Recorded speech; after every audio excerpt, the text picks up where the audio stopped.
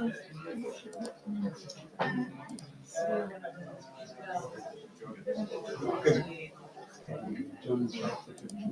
is that not?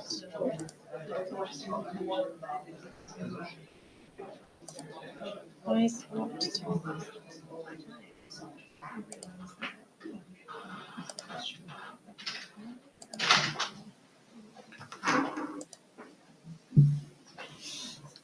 You're ready to go.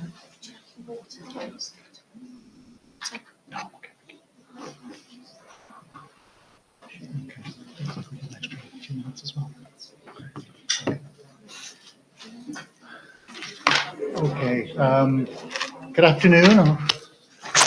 Quite a lot of familiar faces, but for those who are not quite familiar with us, my name is Michael Murray. I'm head of regulatory policy at the ICO, and I've been working on the Children's Code for about 5 years since it was launched in 2020. And I'm with my colleague from Ofcom. Dan, do you want to introduce? Hi guys, I'm Dan Fitter. I'm the Age Assurance Policy Principal at Ofcom.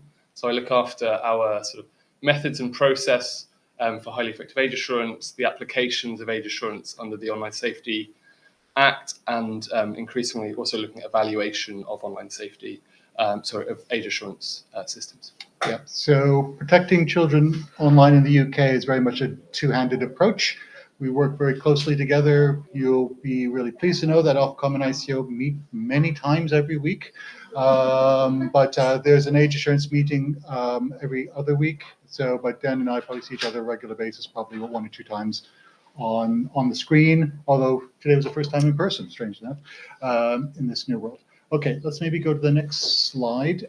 Just want to give you some objectives for today. So we know that there's a lot of providers in the audience and a few regulators, but just want to give you a bit of an overview of how the content and data protection regulators in the UK are cooperating to protect children, and then how services can meet both the requirements for Ofcom and ICO and protect children online. So it'll give you a bit of an outline about how we are collectively and individually approaching age assurance in the UK. Okay, so for those of you who maybe not be familiar, the ICO is the data protection and privacy regulator in the UK. We're responsible for the UK GDPR and the DPA 2018, which embedded the GDPR into UK law, and the Children's Code, which is a sort of the overarching children's guidance, as well as the Age Appropriate Design Code, which was incorporated into the DPA 2018. So that we're looking at it very much from that sort of legislative perspective of the GDPR. And then over to and from an online safety perspective, so Ofcom is the UK's online safety regulator. Our job is to make online services safer for the people who use them, and from an age assurance perspective, particularly children. Robust age checks are a cornerstone of the Online Safety Act, and focus on preventing children from encountering porn and priority PPC, priority content, and protect them from other harmful content. And I guess age assurance is one of the themes that we really collaborate on, not just between Ofcom and the ICO, but also within the kind of broader remit of the DRCF, which is sort of a cooperation of 4 regulators in the UK. In terms of our protection of children priorities in 2025, this is really much the year of action for online safety rules in the UK. Our protection of children work reached a natural milestone in January, where we published our first protection of children publication. This was the Age Assurance and Children's Access Statement, alongside our highly effective age assurance guidance for Part 5 services and for Part 3 services. That's porn studios, Part 5, and Part 3 is user-to-user, so social media and other kinds of sites that have user-generated content, and search services. I think a few key dates. By the 16th of April 2025, all providers will need to have assessed whether their service is likely to be accessed by children. That's the Children's Access Assessment. For those that are likely to be accessed by children, they will then need to conduct a children's risk assessment. We were talking about this earlier for those that were at that session. And we'll be publishing our guidance on children's risk assessments alongside our Protection of Children statement later this month. From there, services that are likely to be accessed by children will need to put in place safety measures to protect children. More on that to come with our statement. And age assurance. So by July 2025, all providers that allow porn on their site must have highly effective age checks in place. Okay, so it's my turn. Like I said, the code came into force in 2020, and we've already seen some really good work by one of our former deputy commissioners, Steve Wood, kind of outlining the impact of the code since that time. So some significant changes in the online world in children's protection resulting from the code standards showing online services how to conform with the GDPR.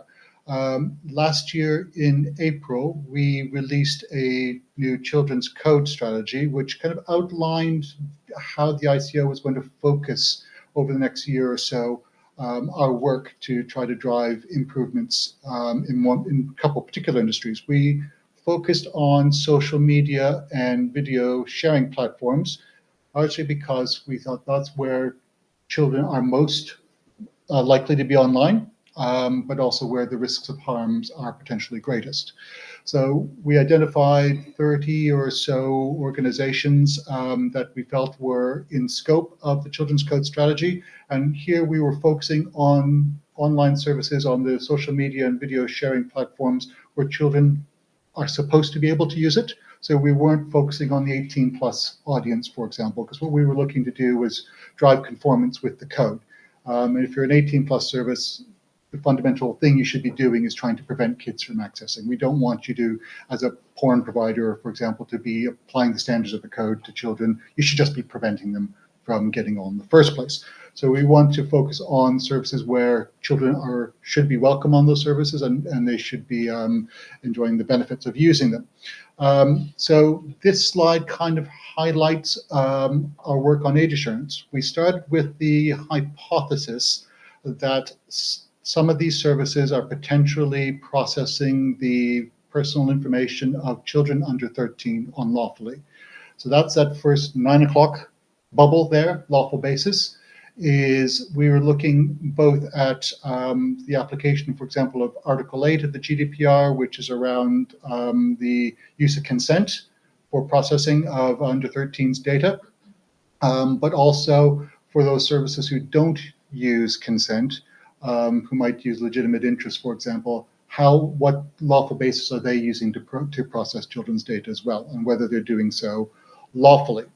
To start, we, as Ofcom are, and all regulators are evidence-based regulators. We need to know what's happening rather than just think what's happening. So we started this process in April by doing some tech lab walkthroughs to identify what sort of age assurance, what evidence of processing of under 13's data there might be online.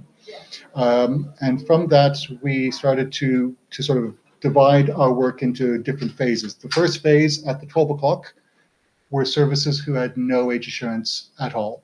So we identified 5 services that didn't have age assurance, one of which was already in discussions with ICO about that age assurance, but the 4 other ones, we wrote letters to asking them, well, why don't they have age assurance? What are they going to do, or what do they do to protect children? One of those services withdrew from the UK market as a result of that action.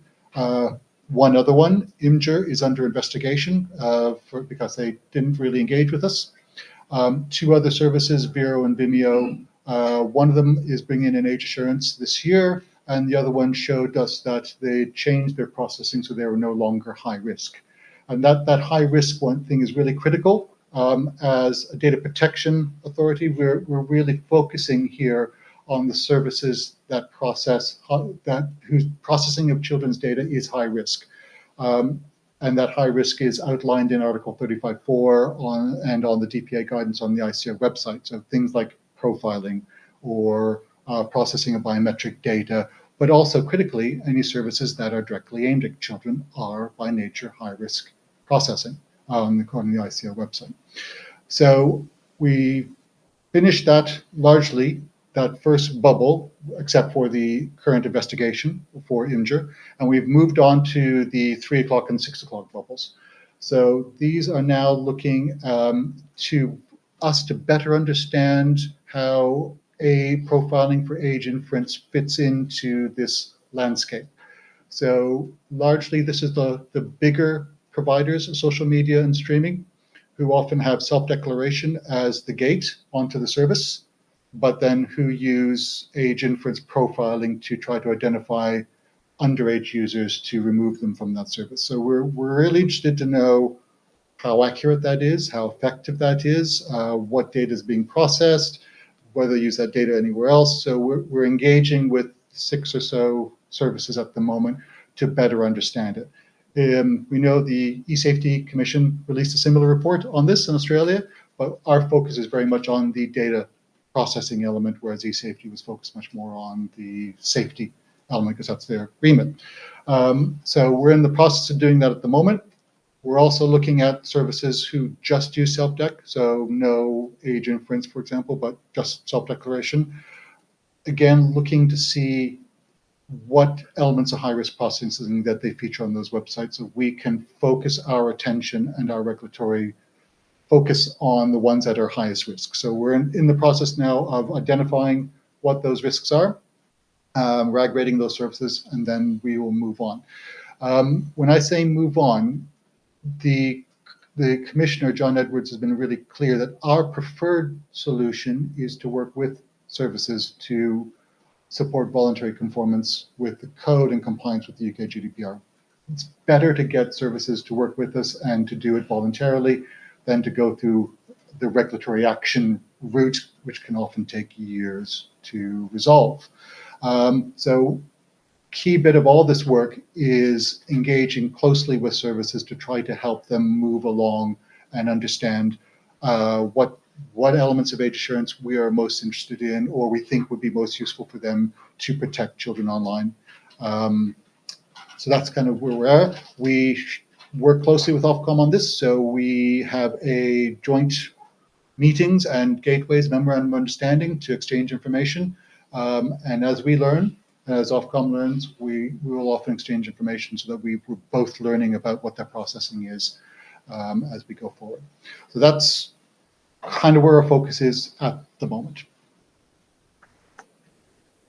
I think an important first step in understanding sort of how you protect children online is understanding whether children are accessing your service. And this is something that we both regulators speak to. From an Ofcom perspective, I mentioned the Children's Access Assessment, and we've published guidance on what that looks like, and services should be currently conducting their CAA. Essentially, all user and search services in scope of the OSA need to assess whether they're likely to be accessed by children. We set out a two-stage or two-step process to understand whether children are likely to access.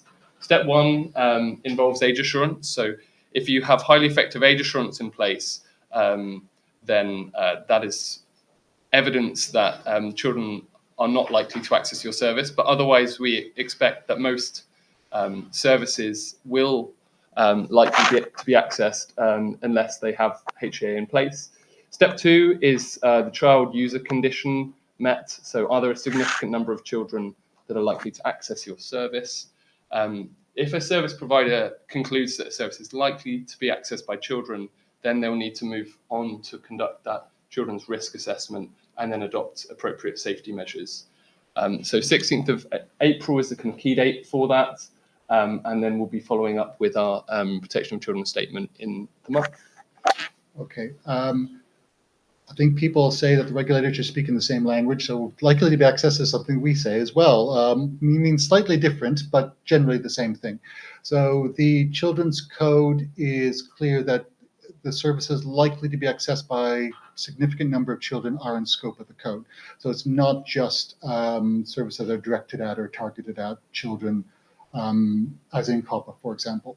So we had feedback when we launched the code to try to understand what that means a bit more. So we released some guidance back in 2023 on likely to be accessed and significant numbers, as well as some factors that organizations can look at. So that guidance is available online, so services can look at that as well as look at the Ofcom guidance. And pretty much it's the same thing, that if kids can get on your service, and it's not just like a tiny number of children, but significant here is important. Significant in the ICO language is a legal phrase, and it doesn't mean the colloquial significant, meaning lots. It means it's not a de minimis number. So a significant number could still be small, but it depends on the size of how many kids are on your service, right? And how risky that service is. That significant number does not necessarily mean 1 million. Okay, it could mean 1,000, it could mean 10. And then on our side, I think we use the language of not insignificant, which is helpful. So it's largely the same thing. But we spell all this out clearly in the guidance on the ICO website. So what you should be doing then, so you've done your CAA with Ofcom, you've looked at the likely to be accessed guidance on the ICO website, and you've determined, yeah, kids are likely to be on a service. All right, so the next step we're really telling people to do, or what they should be doing, is then looking at what does your terms of service say. So if your terms of service are saying you need to be 13 years old to be on this service, we know kids are likely to access a service. Well, are kids under 13 likely to be accessing your service? How are you doing? How are you identifying that? So what is generally not good practice in our view is a self-declaration only process, because kids, we all know, lie. So don't rely just on self-declaration to know whether or not children under 13 are trying to access the service. So you should be looking at other ways to do that. And that will then sort of guide how you should be approaching preventing under 13s getting on, or redesigning your service so you're not necessarily high risk. So there's different options there. We're not saying you must have age assurance. We're saying is if you process high risk data, then self-declaration alone is not going to be enough. Okay, so a really important distinction there. I think the next natural step, and we've kind of talked about risk already, but is that sort of both regimes take sort of a risk-based approach. On the Ofcom side, we have set out the legal harms risk assessment, which providers should have completed to understand the various kind of illegal harms that they may sort of be at risk for on their platform. But sort of from an age assurance perspective, I particularly want to talk about the protection of children risk assessment. So our guidance, which will be published in April, will set out and assist services in understanding how they should go through that kind of risk process. So it's really thinking about how is your service designed? What are the risky features and functionality on your service? What are the types of content that are harmful to children that you allow and prohibit on your service? In your terms of service, and what are the various kind of content and contact risks to children on the service. From there, looking at the kind of systems and processes in place on the service to protect children, which may include age assurance. And we are in this interim period right now where sort of we are waiting for the protection of children statement and guidance to be published. So I'm going to keep coming back to that, unfortunately, but sort of by the end of this month, there will be sort of guidance, and we'll be re-engaging to sort of talk about and explain what's on there. I would really encourage, if you're a service or a vendor or sort of interested in sort of the UK Online Safety Act and protection of children requirements, to go onto our website, check out the resources. We're publishing a sort of interactive digital tool in May, which will help services to walk step by step through their protection of children duties and understand sort of how they go through that process, recognizing that these things are complex, and we want to help unpack that complexity for you. Okay.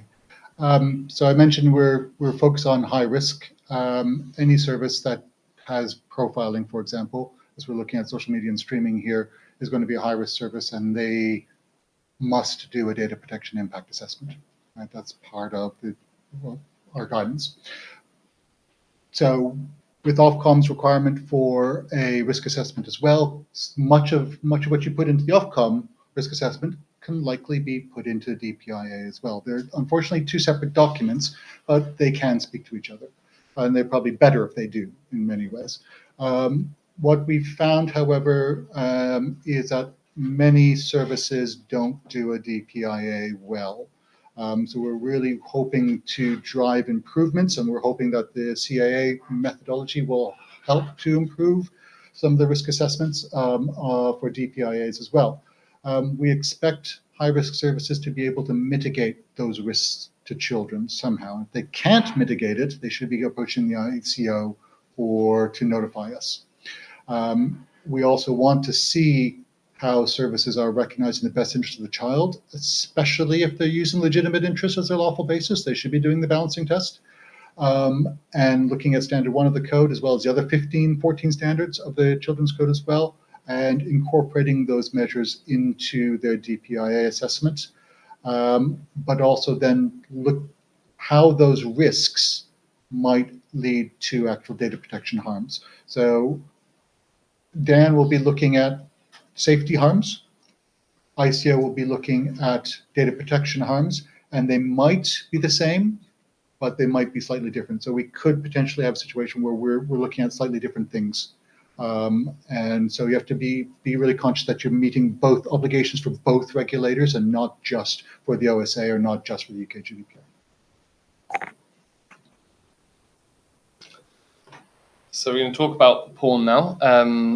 All services that allow pornography must have highly effective age assurance in place by July. That's our simple message. We published our Part 5 guidance, which is a guidance for porn studios in January. And I think that was our message then. It's still our message now. We've actually opened an age assurance enforcement program and have written out to a large range of Part 5 services that don't have age assurance in place to understand their plans and how they're going to sort of put that in place. I think just sort of building on that, there are sort of two routes to highly effective age assurance for services that allow porn. Part 5 is straightforward and those duties are already in force as of January. Part 3, I've already mentioned this, but hopefully this visual sort of unpacks that. If you're used to use a service that allows one or more kinds of PPC, including porn, you do your children's access assessment. If you like to be accessed by children, you do your children's risk assessment, and ultimately the end outcome is the same. We expect that the age assurance enforcement program that we've already started for Part 5 services will be expanded to Part 3 services when that comes into force as well. And I will hand over. Oh no, this one's me. Keep going. In terms of our age assurance guidance, we've set out this non-exhaustive list of kinds of age assurance that we think are capable of being highly effective. We have taken a common approach to what highly effective age assurance means across Part 5 and Part 3 services. And this set of methods, 7 methods that cover a range of age verification and age estimation approaches, including photo ID matching, credit card checks, facial age estimation, open banking, digital identity services are in there, as well as email-based age estimation. We've also set out a number of methods that we think are not capable of being highly effective. The Online Safety Act is clear that self-declaration is not age assurance, and Michael, you've already spoken to the fact that we know that children lie. We've got very robust evidence on that, and from that logic flows that debit cards where children potentially have access to a debit card whereas they don't for a credit card, and similarly sort of contractual restrictions without any further sort of methods sitting behind that. So just banning it in your terms of service without adding a further process is not highly effective age assurance. Okay. So the ICO is tech neutral and agnostic on the method of age assurance. We're more interested in the outcome. But I thought it'd be useful here to have a sort of indicative view of something that might work in the space. So this is not ICO gospel, just to make sure that's really clear. So what we've seen in some cases is a waterfall approach at 13. So again, we're focusing here on the 13 age bracket because Ofcom has got the highly effective age assurance for 18. So they're very clear on what the legal obligation for that is. So you can process at the 18 plus using the highly effective age assurance methods with a legal obligation lawful basis. So that's fine. No worries from the ICO there. So we're looking instead at that sort of 13 plus issue about whether or not under 13s are on the service and whether or not their data is being processed lawfully. So how do you do it in this day and age? So a lot of the things we've seen that could potentially be a usable option is what this bit of the slide is looking at. It's not a requirement. Let me just again repeat that one, not a requirement. But what we've seen that could be useful is here's where self-declaration can come in handy. So a service has somebody to self-declare their age, but they back it up with an age estimation process. So if the child says, oh, I'm 18, facial age estimation says they're 12, well, clearly something's wrong there. Then they might then need, of course, because of automatic ADM rules on Article 22 to again have some sort of right of rectification if the service says, no, you're wrong, you're not the age you say you are. So it could then waterfall down to some sort of age verification measure, whether that's passport or today or yesterday we've heard from the pass scheme that there's a 13 to 15 pass card in the UK, for example. That could be a measure going forward. But also what we recognize is maybe until that pass card's in place, there might be something else that's needed, again, to prevent children who should be able to legally, lawfully access these services who are being stuck somehow. Then potentially a parental vouching service at the moment would be useful. But now we're really focused on what is the state of the art? And the state of the art is something that is continually adapting and changing. That's the beauty of this conference, is it gives us the opportunity to learn what's possible and what you guys are doing to help. So the state of the art in another week or two might make that flow out of date. So one thing that we're saying to services is continually update yourselves on what's possible, how you can protect children, and do it in a way with the least amount of data being used. It protects their privacy, but remains state of the art. So the future might be that vouching thing disappears and pass cards is what you need to do.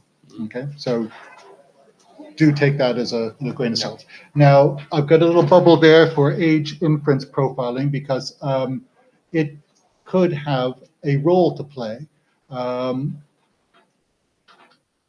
If the service has self-declaration, but just relies on age inference, we've got concerns. So we're looking to see what the platforms are telling us about how quickly they can infer, how accurately they can infer, how effectively they can infer. So we're still having those conversations now. So we're not going to give a view on that at this moment. But we do recognize that children will sometimes get on a system. No matter how strong a system you have, there might be a role for age inference in identifying children who somehow got on the system. So that's there as a possibility that we're interested in talking to services about and learning more about how it works. So because it's already in use and we're starting to see third-party providers offering this, we thought we should maybe just mention it today, that we are in conversation and trying to learn more about it. I might just add, Ofcom has very much tried to take a pro-growth, pro-innovation approach, which is why we've set out the kind of non-exhaustive list, which I think sort of reinforces what you're saying there, Michael. And I think we recognise on both fronts that kind of the age assurance industry is developing rapidly. We've heard that in the last kind of 36 hours at this conference. And so we have, I might jump forward one, just we'll come back to it. No But sort of our principles-based approach to highly effective age assurance is designed to be flexible, tech neutral, and future-proofed. And I think that allows us to kind of leave space for innovation, recognizing that there will be new approaches to how age assurance is implemented and the types of methods that may emerge. But we expect this approach to highly effective age assurance to be applied increasingly across the sort of online safety regime. Just keep going, I think that's fine. Yeah, okay. Crucially though, no age assurance method is inherently highly effective, which is why we've set up this principles-based approach and these 4 criteria, so technical accuracy, robustness, reliability, and fairness, which the age assurance process itself should meet and fulfill to be considered highly effective. So that's really sort of on the service to demonstrate how their methods have been implemented in such a way that ensures that the overall process as a whole is highly effective. We have also set out these kind of 2 principles that flow from the Act that sort of services should have regard to accessibility. So the ease of use of the process and the method, and that it should be interoperable. So I think, Michael, to your point around sort of staying up to date, it's very much a message that's in our guidance for services to understand how age assurance methods are becoming more interoperable and sort of keep pace with that. But the full details, yeah, go on. Interoperable with what?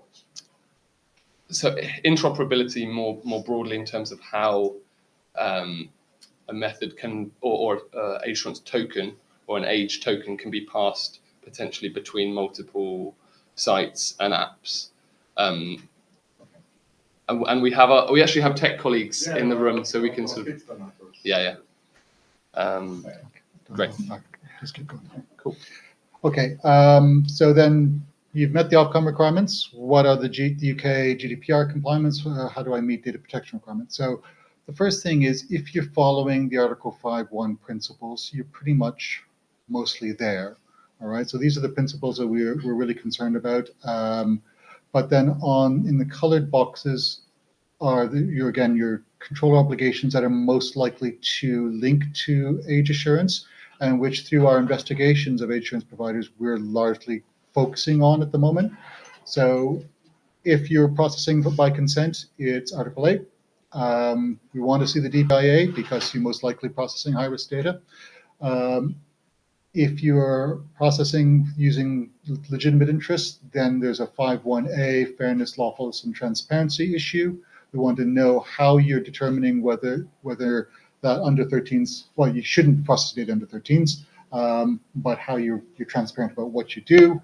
Article 25, we talked about state-of-the-art, data protection by design, and then also how the controller-processor relationship works with the tech providers. So these are the things that we're focusing our investigations on. So if you, providers and age assurance providers for relying parties, can show us that this is working, then that's a good step forward. I'll just flash this one up. I think we've spoken to most of these dates, but maybe just one thing to draw out, which is that sort of longer term, we have statutory obligations under the Act to look at sort of the use of age assurance. So what have been barriers to prevent the effective use of age assurance, and sort of how has it been used? So that's sort of one step that we're going to be looking at, as well as our App Store report, which is going to look at sort of how harm manifests itself through app stores and sort of whether age assurance and other measures are effective in protecting children. Okay, so this is last slide. We're missing a word here. I should apologize. So what method of mix of methods are age assurance organizations using? So at the moment, we're very keen to learn. We're here to learn. We're here to talk to you as providers and relying parties and other regulators, especially at the 13 plus age gate, because again, we think the 18 age gate has largely been addressed through the Online Safety Act. We want to know what's working, what methods are being used. So please talk to me. John, can you put up your hand as well, please? John is our tech expert on age assurance, and Fiona at the back is an international team. We're all the ICO team here. Talk to us to try to answer these questions if you can. So what mix of methods are being used by organizations, and how effective are they? Are you seeing facial age estimation being used more commonly? what sectors are using it, and if so, why are they using it? We want to understand how FAE is being used and how effectively it is, and how are organizations of different size using age assurance in different ways to protect children online. So one of the things we're also interested in is proportionality. So what do we expect of a small organization? What do we expect of a large organization? We're trying to answer that sort of whole frame of the online world and what we're looking for. So we're looking for evidence and examples of practice. So if you guys as providers have some good examples, then please let us know, and we're really keen to learn from you. Right. I think that's it. We've probably done a bunch of time, but I think we do have Got about any questions. 5 minutes for questions. Yeah. Sorry, I just had a question on the timeline that you presented, which showed there's the agreement put there for July for Part 5 and Part 3 services. I thought the duty for Part 5 services came into force in January. Is that just to show that Ofcom won't actually be enforcing against Part 5 providers until July? So you're right that the Part 5 duties came into force in January. We've opened our age assurance enforcement programme. I think a question for enforcement in terms of sort of like the time frame, but I think by July, that's the point at which we will be so enforcement has already opened, and obviously there is an element of forbearance which we have to sort of like step through as part of our process. But essentially July is our kind of clear deadline for that for all porn sites, be they user to user or Part 5 services. Okay, and will Part 3 providers get a similar sort of grace period as well, or? I think that's one for our enforcement team, and I think we'll probably be saying more about that when our protection of children codes get published. Yeah. Which is later this month. Later this month, exactly. Yeah. Yeah. Is it fair to say that because of the difficulty in categorizing Part 3 and Part 5 services sometimes, so it might be that a service looks like a Part 5 service, but it's actually a Part 3 service. Is part of the decision to align enforcement for Part 3 and Part 5 the fact that you need to have that level playing field where you don't have people effectively scope shopping and tweaking their functionality slightly so they can suddenly turn from a Part 5 service to a Part 3 service? I think there are lots of questions in that, I guess, George. Sorry. Certainly, we are trying to take a joined up approach between Part 5 and Part 3. And I think that's why sort of having our clear deadline for porn sites in July is helpful. Obviously,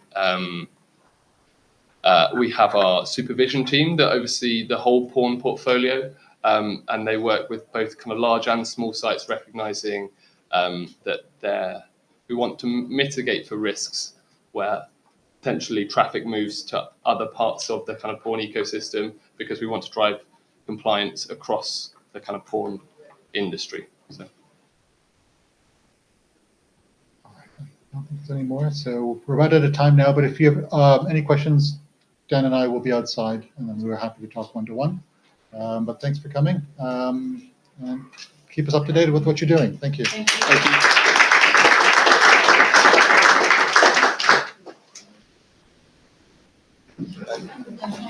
Thank you. Much appreciated.